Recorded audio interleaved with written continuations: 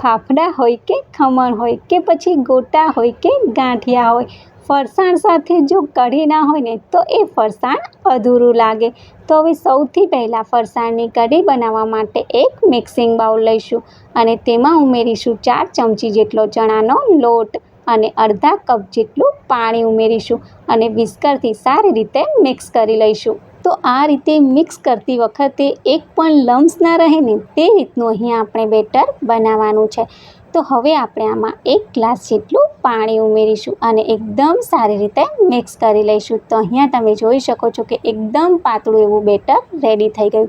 હવે આપણે એક કઢાઈને ગેસ પર ગરમ કરવા મૂકીશું અને તેમાં ઉમેરીશું 1 ચમચી જેટલું તેલ. તેલ ગરમ થાય એટલે રાઈ ઉમેરીશું.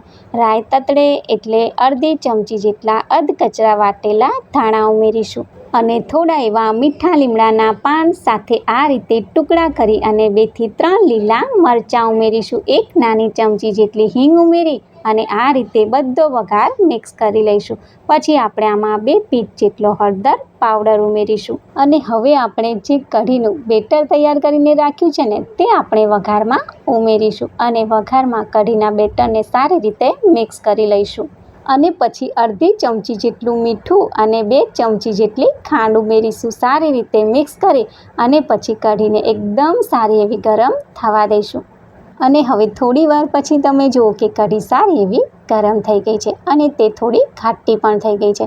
તો આટલી ઘાટી કઢી ફરસાણ માટે ના જોઈએ. તો આપણે આમાં 1 કપ ભરી અને ફરીથી પાણી ઉમેરીશું અને પછી સારી એવી આને ગરમ થવા દઈશું અને હવે થોડી વાર પછી તમે જુઓ કે કઢી સારી એવી ઉકળવા લાગી. તો આ રીતે કઢી ઉકળે ને ત્યારે આપણે આમાં અડધી ચમચી મીઠું અને 2 ચમચી જેટલી ખાંડ ઉમેરીશું.